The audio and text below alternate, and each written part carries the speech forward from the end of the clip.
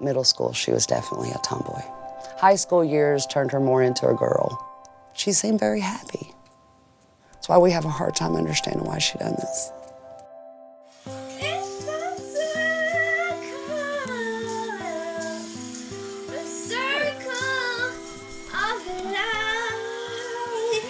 This is me saying hi and sharing my story with you. Here's to the years we spent together and to the many more years to come until we end up little old ladies in our nursing home, playing bingo, drinking shots of tequila, and know how much I wish I could be there. I love you.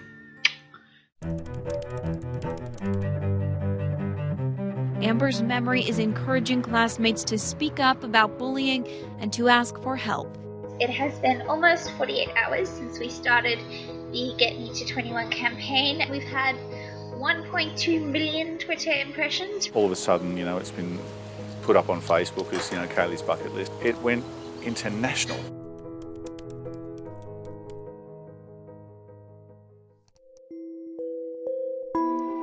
After a fatal crash at Terry Hills, David and Michelle Fry's 19-year-old daughter, Kayleigh, was killed in a car accident. Now, people around the world are sharing her dreams and ticking off her life goals. I just love the opening paragraph where it said, "It is by any measure one of the most uplifting stories of 2014.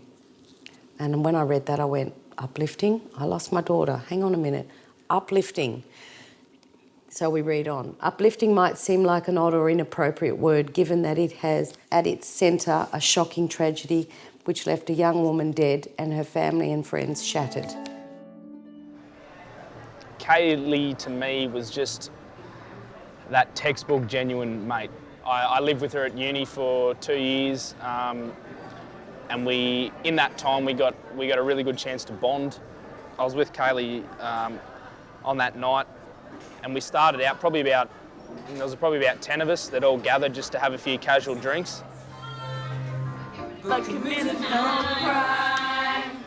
I wasn't intending on having a big night, but you can't really help it when Kayleigh buys you drinks, so biggest party girl I know. They were at Shark Bar, which is in the Manly Corso, and she lived 500 metres from there. Joe and I decided to leave, and Kayleigh and Michael stayed on for another hour. I can say that all four of us were in no condition to drive.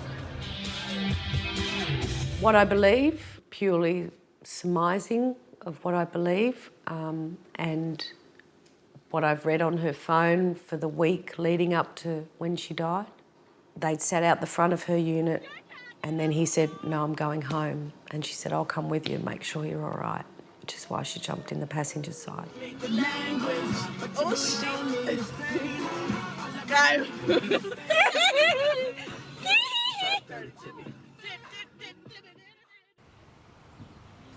I'm going out to cook now and chat.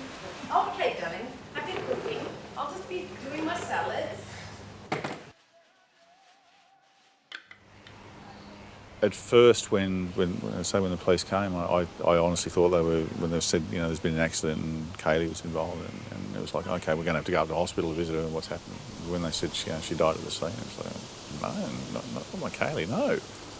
And the first thing Michelle needed to do was go and clear out her stuff from her unit in Manly and bring everything home.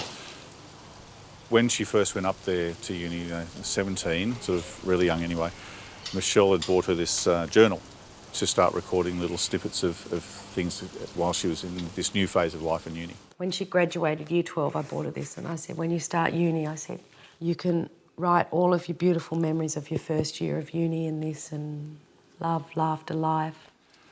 And just going through it, there was little snippets of poetry, her own thoughts. So I'm reading and I'm trying to share, I'm trying to be close to her. And about 2/3 of the way through, my bucket list. Open my own business, learn to surf, write a song. I'm reading this stuff and I'm thinking, oh my God. How come I got to this age and never had a bucket list? After a while, after a couple of hours, maybe after days, he said, I want to put this in her funeral notice. I want to share this with the people that attend her funeral. Gave it out to everyone and said, look, as you go off from the funeral, if you ever get a chance to do one or two of these things through the course of your life, you know, tick them off and take Kayleigh with you and say you've done it for Kayleigh. And that's how this started, and we thought it was going to go from there and get a few things done over the course of a lifetime. All of a sudden, you know, it's been put up on Facebook as, you know, Kayleigh's bucket list. It went international.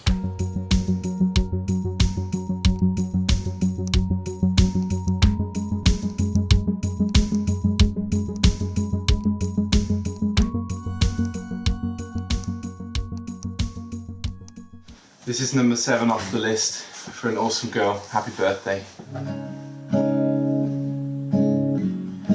Too many ways to walk in, too little time. And then all of a sudden, you know, you're reading through and adopt a child, volunteer overseas, open an orphanage.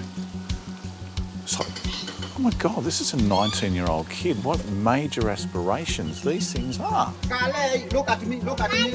Kaileigh, Kaileigh, Kaileigh, Kaileigh, Kaileigh.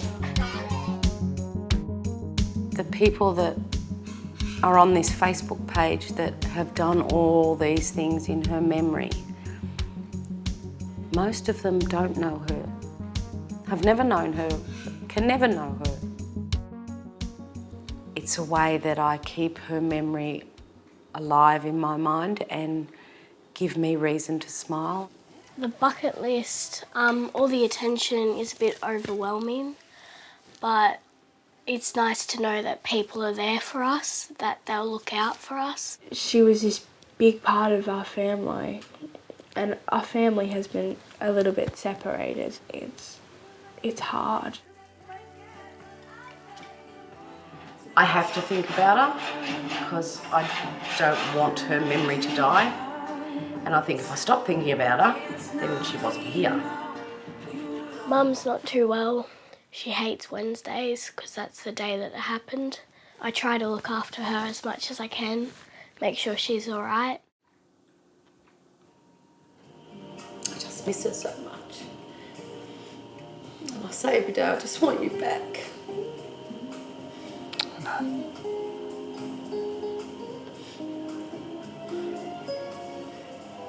We've had a few issues, David and I would go to Kayleigh and I'd talk to her about it. I'd be upset and she'd say, don't cry, I'll be there soon and I'll fix it all, you know. I'll punch this person, I'll do this, I'll fix Dad, don't you worry, you leave him to me. And, but I was just, most of the time letting off steam, but she was the person I turned to. Isn't that what you put in? Yeah, it says on the packet prawns, but we're putting mince in. Can't we put mince in? I guess so. Isn't that what you put? Oh fuck, that's your spring rolls. Yeah, Kayleigh. Shit, nah! I met Kayleigh first week of college, so 3 years ago. Kayleigh was a crazy, loud girl that everyone knew who she was. Even though she was 17 when she first started, everyone knew who she was. The first year of college, mother didn't give her anything. Her family didn't give her anything. So she literally had to pay her way through earning money for accommodation. I think one of the first days she came to Manly, she walked down to Blue Water and said, I need a job. I don't even care if I have to be a kitchen hand, I need a job now. She started off just as a regular waitress and ended up as a manager at one of the nicest restaurants in Manly, like supervisor there. Bateman's Bay was not big enough for her. She's such a big personality and big person. She needed to get out there and explore everything that life had to offer, so she was ready for it. She wanted to do it.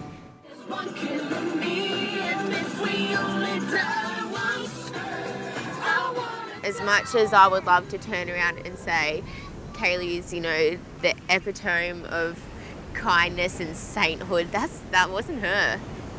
That wasn't her, and people seem to have been like put on this absolute pedestal. People who don't know her and they're like, oh, she must have been, you know, like Mother Teresa. No, Kayleigh liked to get heaps pissed and fall over and hurt herself. So she's not what people think she is. She was a real person. She'd be like people's daughters or their sons' friends, or, you know, their nieces or their cousins. She was a cool person. She was out there living it while she had it. Go, Bella. You can do it. I do it by myself. I believe in you. I don't believe in myself anymore. Sing I Believe I Can Fly as you jump. 3, 2,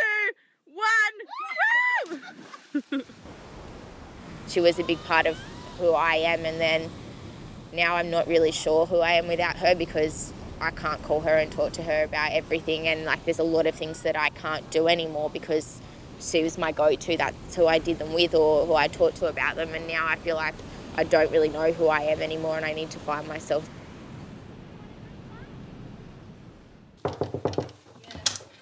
Have you two finished eating? Yeah. Do you want to come up and spend some time in Kayleigh's room? Because you had lots of memories in that room. Yeah. You laughed a lot. Bella, what I want to do is read your. Would you go over and grab her post? Yeah. Your post. After the funeral at the wake, there was obviously lots of different coloured pieces of paper, and everyone could write something if they wanted to and pin it to the notice board for Kayleigh. So Bella's going to read us hers. Hey babe, I miss you. I know everyone has said that, but it's because you were the best part of a lot of people's lives. You've been my best friend for 10 years and I really wish you were here right now. I need you to know that through all we've been through together that I love you more than myself. Don't be sad it's over, smile because it happened. Oh baby, that's beautiful, thank you. This just turned up in the mail the other day. She Facebooked me and asked me for my address. Are you logged in on Kayleigh's Facebook? Don't touch that computer. I'm just clicking on the photo of Kayleigh. Kayleigh's computer lives here. Nobody touches it, nobody moves it. That's its home. This is another beautiful gift I got. Hold that. Did I see that somewhere on Facebook or something? Yeah, you probably. People so beautiful. This is artwork. Complete an art piece for your house. And it turned up saying, the Fryer family care of Bateman's Bay Post Office. Do I know who this lady is? Haven't a clue. Haven't a clue.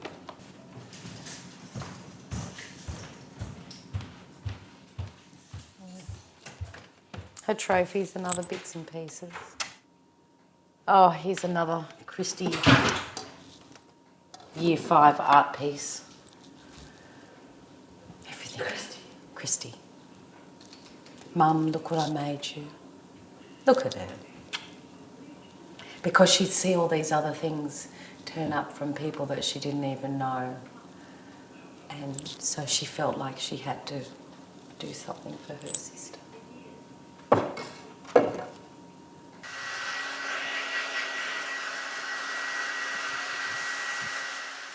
Tonight, we're going to a Kaileigh Fryer bucket list gala fundraiser. A lady contacted me a number of months ago and asked me, had anyone done number 38 on the bucket list? And I said no. She said, I'd really like to do that for you and your family.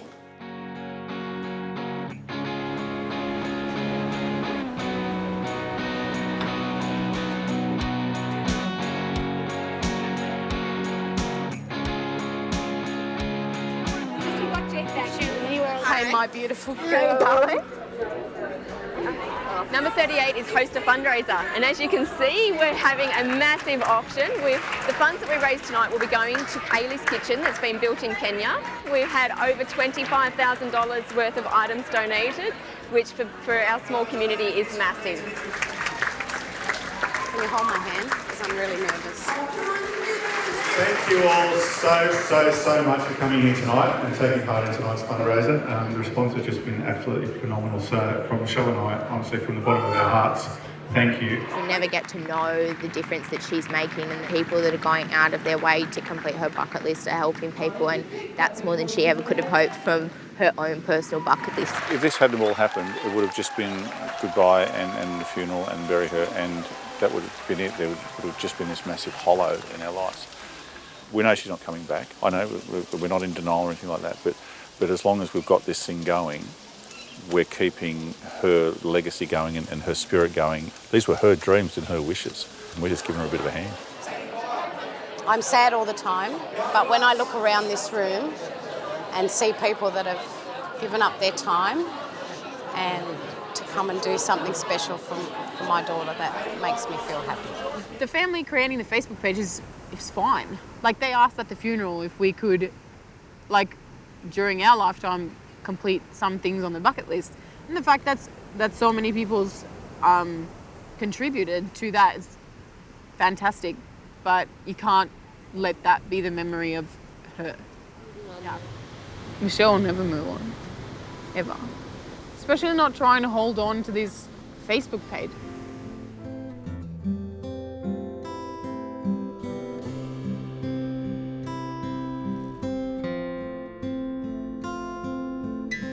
Sadly enough, she's never going to get Kayleigh back, ever.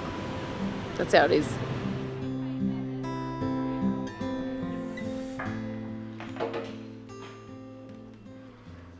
I've gone from 37.5 milligrams of antidepressants to 150 milligrams. Does it work every day? Not really, because I still cry. I wake up sad too many days. Today, I wake up happy. You know that and I sing I'm here. all the songs that they hate. Good morning, let's get ready for the day. Hooray! Who said that I hated that song? Oh, your sisters do. Perfect poached eggs. Can I have Look at that. Restaurant quality, perfect poached eggs. Good morning, my darling. And all the time, every time we eat poached eggs, who do we think of, baby? Kayleigh. Poached eggs. My girl and poached eggs. I was talking to Bella the other day and I said that we're going to have breakfast the other day. I said, we might have a Kayleigh breakfast. She goes, poached eggs. Straight up. I don't ever want the talk of her or the memory of her to ever stop. Christy, you need to move Get ready. Yeah, you need to move it, honey. It's 7:30, 15 minutes before the bus. Ow, ow. Right, lunchbox bag, quick, let's go.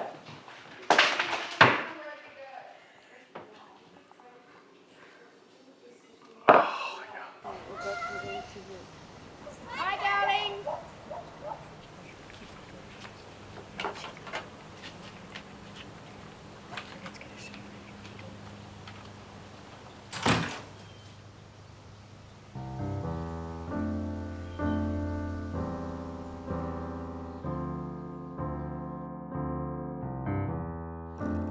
I hope people talk about her and her bucket list and her life and how she made them want to change their life. I hope it never goes away, because it's all I have left.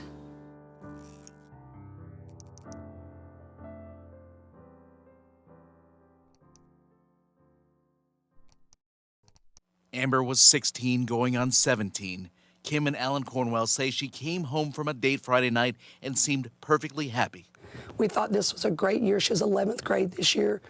She played tennis. She was in dance. She was in chorus. But despite all the reasons to live, on Saturday morning, and we found our daughter had committed suicide. Amber's last post on the night before she died leaves them in tears. She put something on Facebook that said, "If I die tonight, will anyone cry?"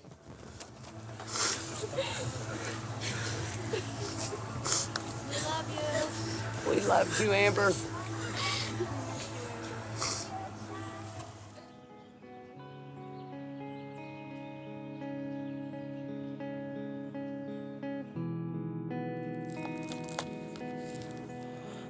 This was me and Alan pregnant with Amber. I was at the beach with Amber in my belly. I actually found out I was pregnant with Amber before we got married. So she was my baby I was never supposed to have. I wasn't supposed to have children. So she was my miracle baby. She's a little chunky monk. Loved bath time. That's with her daddy when daddy was young. She never could play by herself. You know, she always had to have somebody playing with her all the time. Even though she was, for 5 years, she was an only child until Brianna come along. Yeah, I was very close to Amber. She's my older sister, and there's really no one else. She was like my friend.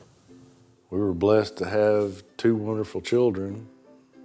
Probably a lot of the memories from when she was little is when we was first going hunting and fishing. And she went bear hunting, deer hunting, turkey hunting. She was Daddy's boy. The only really picture I got of me and her hunting together. I had some on my other phone, but it broke, and then now I got this dinosaur phone, so that was my buddy hunting in the woods, that's for sure. Brianna, she don't mind the fishing part, but she's not into the hunting part. Amber, she's like me. Anything I went and done, she's usually right there with me. Middle school, she was definitely a tomboy. High school years turned her more into a girl. We actually met through Facebook, so it was a little bit weird, like we had never really met each other in person.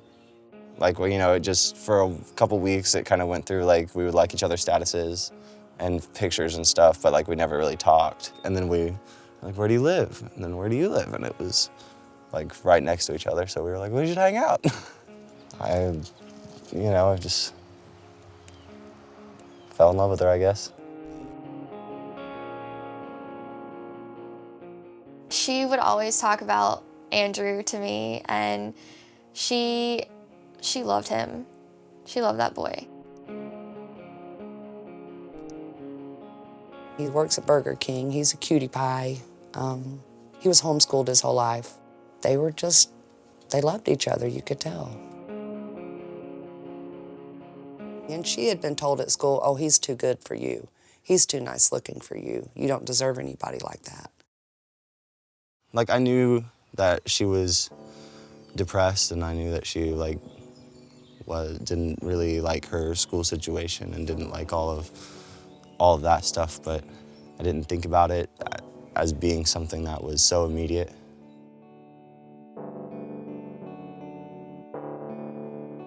She loved me, and we would go to church every week together. I was trying to bring her out of her, how she was feeling and her depression and all that.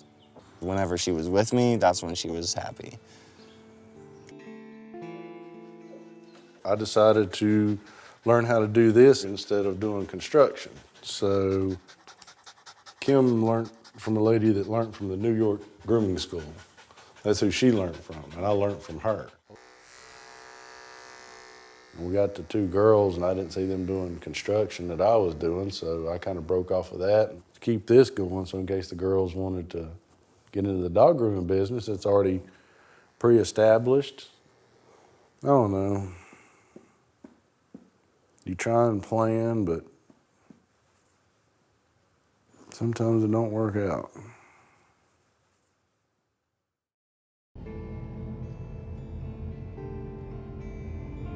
Amber went to school on Friday the 19th. It was a half day. They were out for Christmas break, so they only went to 12 o'clock. She got off out of school. I knew she was going off with Andrew, her boyfriend, and they were spending the day together, and I just told her to be home by 11 o'clock. It was a Friday night. We were hanging out with my group of friends, and everything was good, and then she had to be home at 11:30. And everybody else, we were all about to go walk Main Street, and hang out, and she really, really, really wanted to come. And I really, really wanted her to come, but I was like, your parents want you home, you gotta be home. If I don't get you home, then I won't be able to come and see you tomorrow, So I brought her home, and when she got out of the car, she kind of seemed that she was upset about something, but no more than usual, And I was like, look, just hold on. I'll be home in an hour or 2, and we can talk. She come in at 11 o'clock that night, happy-go-lucky Amber, telling me about her evening. I actually was putting presents under the Christmas tree for her. I went to bed around 11:30, 12, and she was happy. She was sitting here on the computer happy, waiting on Andrew to text her back when he got home. I was just out until like 1 in the morning, and then I went home, and then she had texted me and had said, but she said like I can't do it anymore, I really need to talk to you. And this was before I had an actual phone. I just had Wi-Fi, and so I wasn't able to respond because I was out. And then when I got home, I saw them, and then I tried to message her back, and then I just never got a response. And so then I messaged her, for a couple hours and never got a response, so I just assumed she had went to bed.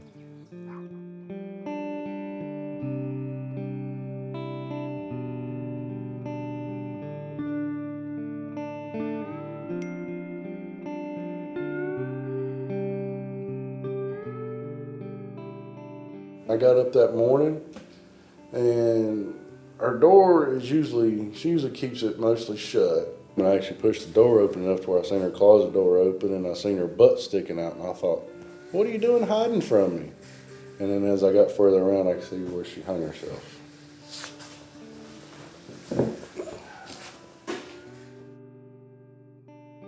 He started hollering. I jumped up out of bed and went and looked. And she had hung herself in the closet. She had tied a belt around her neck. And the medical examiner said she must have died around 1 a.m. And that was right after I talked to her. I was going through my news feed, and all I saw was Rip Amber, and poor Amber, fly high. And I thought it was a joke. And so I asked one of my friends what was going on. And she said, Lexi, Amber hung herself in her closet. You cooling off yet? What a good boy. I asked my mom if I could be on Instagram or Facebook, and she said, I can't be on Facebook, but I could be on Instagram.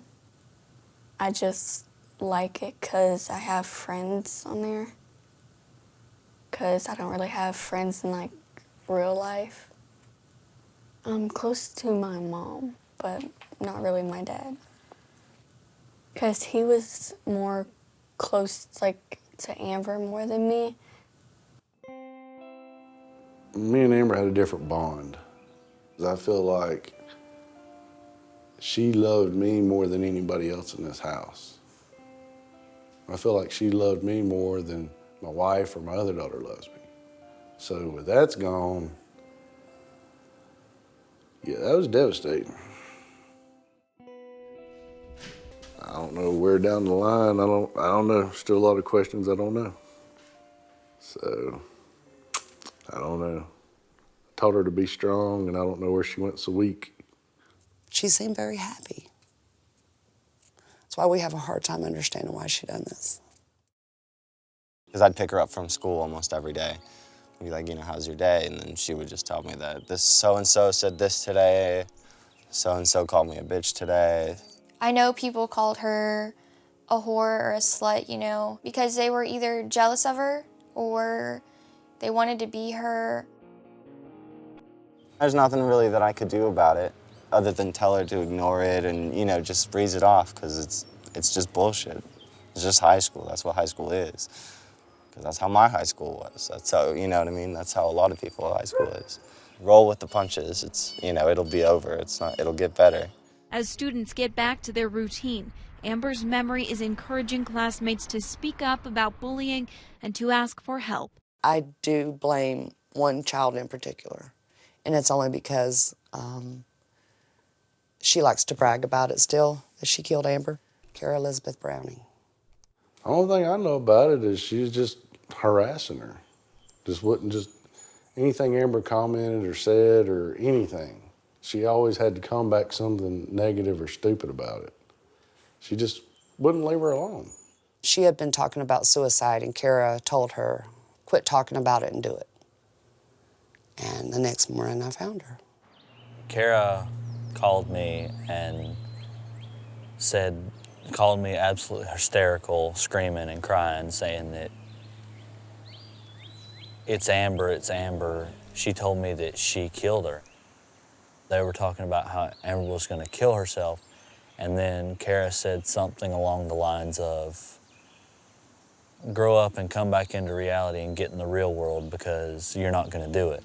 And then come to find out an hour later, she did.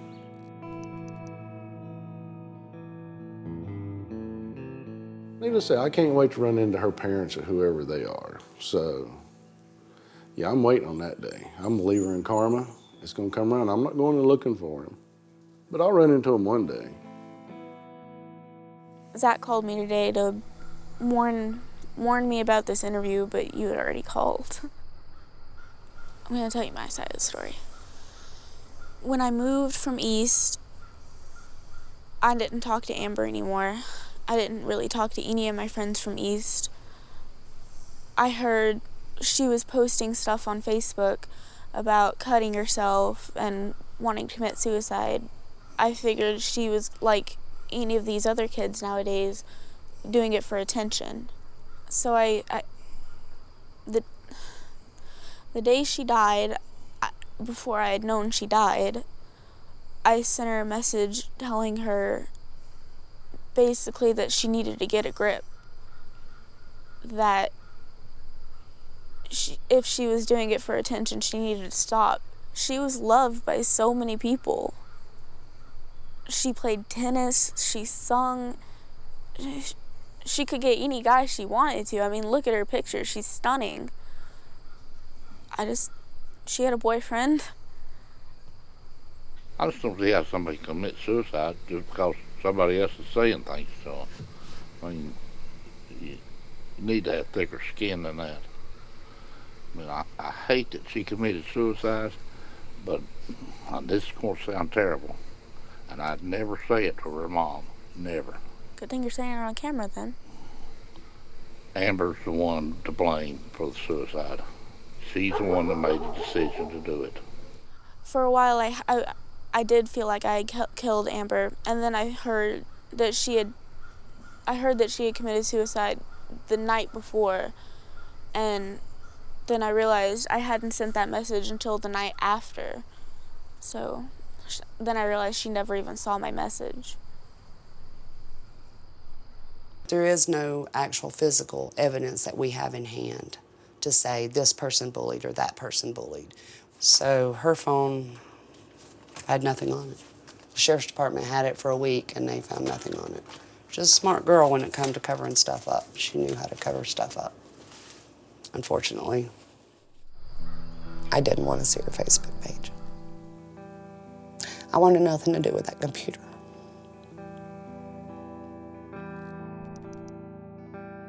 And I didn't want them to be able to put anything negative on there, so I said, shut it down. I didn't really like when they closed her Facebook page down because I wanted to go back and I wanted to look at all those memories, you know? Because I don't have her voice anymore. I don't have anything of her anymore.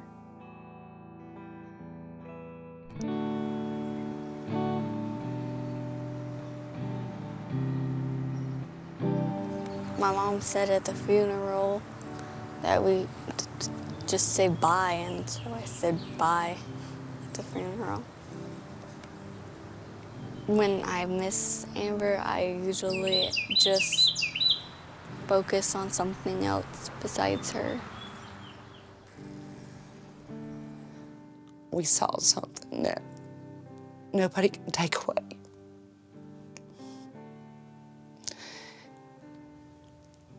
But she was only 16. I don't want any more parents to have to go through this. It needs to stop.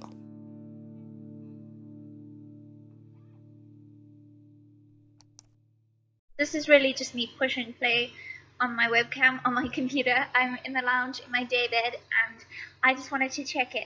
No. Please. Hey, I had a really rough day today, so I'm sorry if I haven't replied to any messages or posts. I can easily delete this, so I think I can use it as an honest thing. This could be an emotional check-in. The moment I start questioning what I'm afraid of and breaking things down into individual parts, like, am I afraid of being with the nurse? No. Am I afraid of going to sleep? No, then I'm okay. It's just the general impression. I get this terrified feeling. But it is scary being in hospital. It's not where you want to be for this long. And go for it, Jen. I have a very rare condition called pulmonary hypertension, and I was diagnosed about 2 years ago when I was 18. Originally, I was told that it was psychosomatic, which is a bit of a freak out because I was told that by numerous experts, and being convinced that you're messed up enough to make yourself sick when you're feeling physical symptoms is very difficult, and it definitely undermines what you're going through.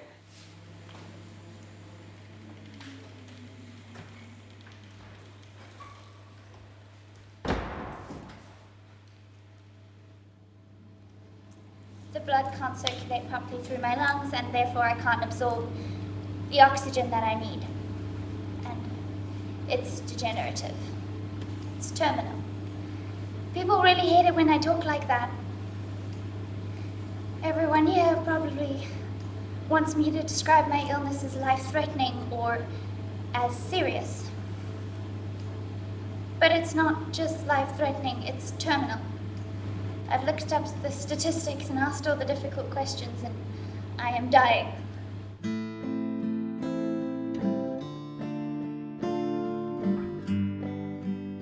It was originally a shock to discover what was wrong with me.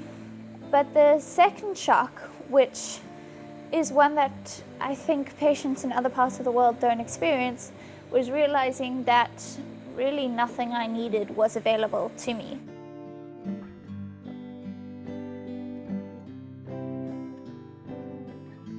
The resounding sort of feeling that we got from everyone was, look, don't even bother asking.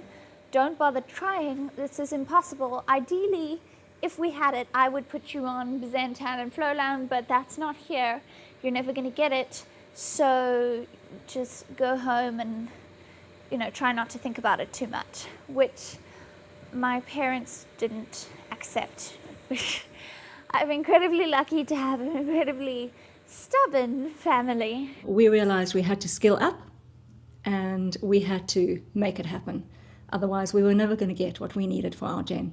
And really what we did was realize, hold on, we have to use every skill we've got as a family, not just me, Stuart with all his marketing skills, Jenna with her incredible speaking skills, public skills. She's a very academic and very successful young lady, and Christy with her beautiful voice. Let's take everything the family's got and let's find a way to fight this.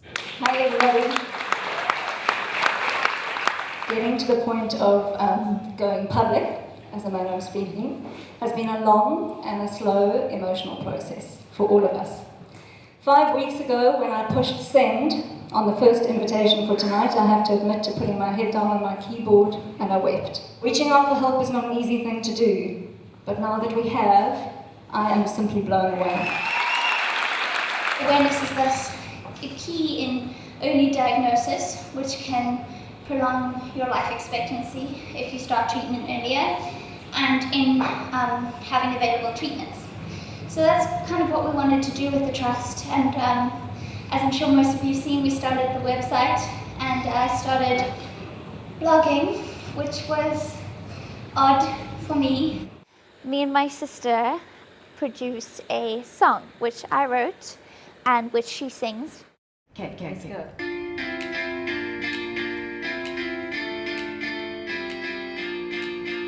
What about that? Let's make it this. Do we go so I save the moment or save in the moment? Because either could work. So, just depending on how fast you sing it. Do you know what I mean? we'll put I there because this is kind of personal, I think. Standing alone in a crowd, puppet smile on, voice too loud. Stop. You've written the song, Jenna. You've written the words. You sat down one day and you wrote a song about your life right now. I really just thought that if I give up now and play victim, I mean, no one's going to blame me, but the only person that I'll be hurting is myself. And I don't want this illness to make me I don't want to view myself as less of a person than I was before I was diagnosed, and I don't want to disengage from the goals and ambitions that I've held so dear my whole life. We got a lot of traction on radio with interviews and with that song in general, and amazing things started happening. Feeling your life speeding up. Savor the moment, just know when to stop. Jenna and her family started the Jenna Lowe Trust to educate others and raise awareness about the condition. They aim to help other sufferers get an earlier diagnosis and access to the treatment they need. One woman has already been diagnosed as a direct result of our campaign, and that for me makes it completely worth it. It's a cause that I've not wanted, but that's been thrust upon me, and which I think is going to become a massive part of the rest of my life, however long that may be. Recently, there's this whole new trend. I call them the YOLO people. The people who want to make the most of the night like they're gonna die young. And they piss me off quite a lot. The worst is beautiful girls my age smoking. Every weekend, I wonder if anyone ever stops and thinks about what it must feel like for me to see them fuck up their lungs when I've done nothing wrong and mine are killing me.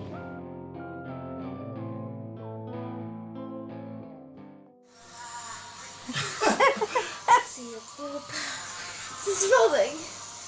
I don't know. I don't know how this fucking thing works. We lived a lifetime in 20 years, her and I.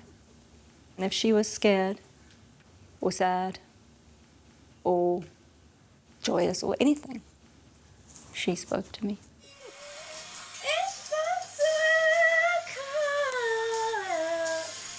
The circle of life.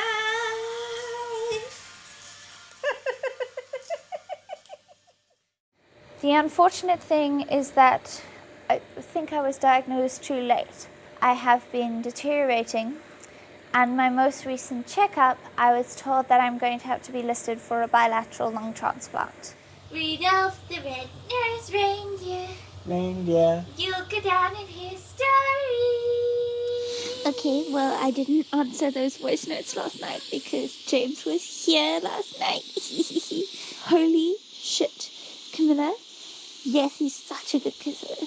He's like, I don't know, it's like on a whole nother level. Oh my god. Yeah, I'm kind of happy. And, we're kind of like a thing now. So, it's all very cute. She loved seeing the world from outside of her little bedroom because she didn't leave there too often. And Jen got quite, I wouldn't say lonely, but being stuck in bed, you get bored. Apart from getting lonely and a bit bored, she was a bit worried about people forgetting about her. She was worried that she would get invited to an event and wouldn't be able to go, so she wouldn't be able to talk to people as much. She was worried that she'd fall out of social circles. Not many people are going to forget about her, especially after the impact that she had in the social media awareness that was just everywhere. So no one was forgetting about her, but it's a little bit hard to see that side of the story when you're in your room the whole time. Hi, I'm Jenna. I'm 19, and I'm planning my 21st birthday party now. And I'm inviting you. Now, that might seem a little bit odd because I probably don't know you, but I would like you to come anyway. And I don't care what shape, size, color, age you are. I want you to be there with me. All you really have to do to come to my party is to sign up to be an organ donor. Because in order to make it to 21, I'm going to need new lungs. The problem in this country is that there were 0.3% of the population are registered as organ donors. So if you need an organ in this country, it's a death sentence. There's very small chance of you actually receiving an organ.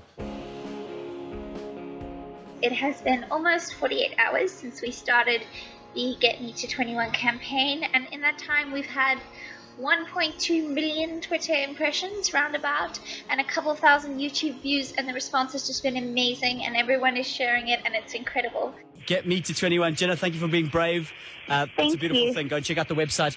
And we're coming to your birthday party. Yes, Most we definitely are. Thank you very much. And that's Jenna Lowe. Thank you for the video. Thank you for the awareness. Thank you for your selflessness. Hopefully this transplant will give me a second chance at everything, because for the last couple of years, one thing I've struggled with the most is not being allowed to have dreams, because I think everyone focuses on the future quite a lot to get you through things. And then you hear that you might get a transplant. It opens up all these possibilities again and you can dream. I have to ask, how urgent is your transplant? It's pretty urgent. Yeah. So ideally, in my mind, I would get my transplant really soon so that I could be at my 21st, which is in October next year. But it is hopefully going to happen in the next couple months. While I wait for that, I'm pretty much at home, stuck in my room, because I'm not doing so well. So I spend about 60% of my day sleeping, and the rest of the time I read or just lie still, because it's very difficult for me to move around or exert myself in any way.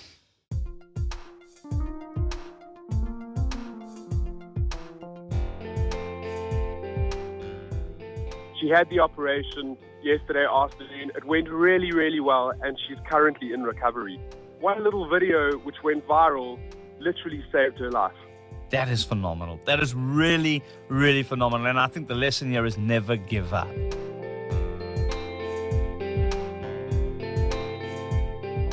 It's a major, major surgery. It was an 8-hour surgery. Hello, Bean. Hi, guys. This is me taking a video. Say hello. We didn't realize how bad she was and how far gone she was.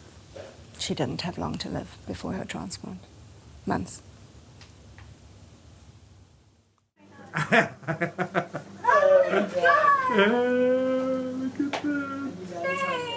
Look at that. You look so gorgeous. Oh. I need you to join me suiting up. You look spectacular.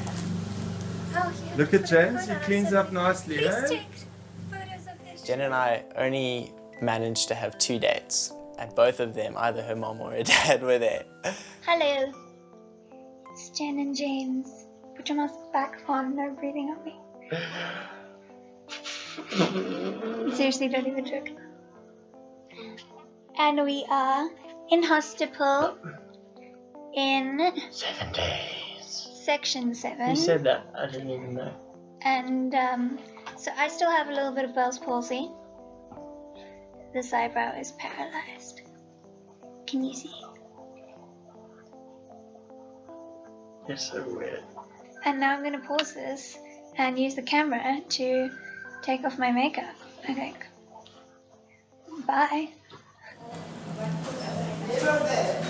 Why don't you go the other side so that you can use the handrail? Then you've got sister on the one side and handrail on the other. Better plan. 1,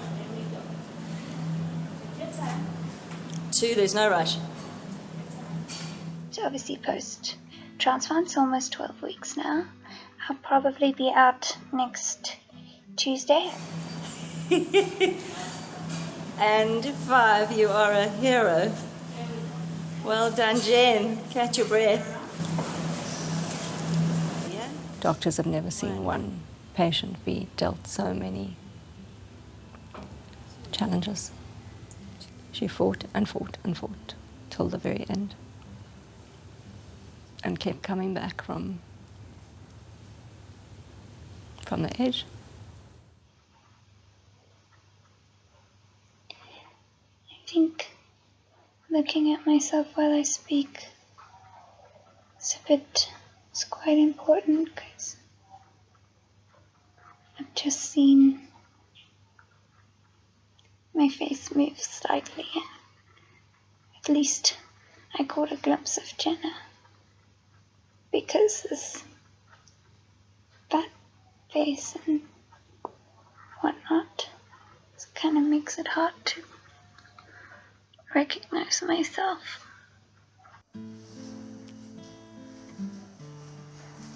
She never left the hospital, and she went through a lot.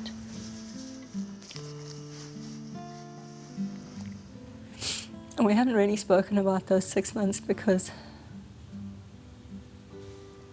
Jane's legacy and what she wanted to do was save other lives. And I don't want her journey and her life to be in vain. As long as there's fire in my love in my love in my there is hope.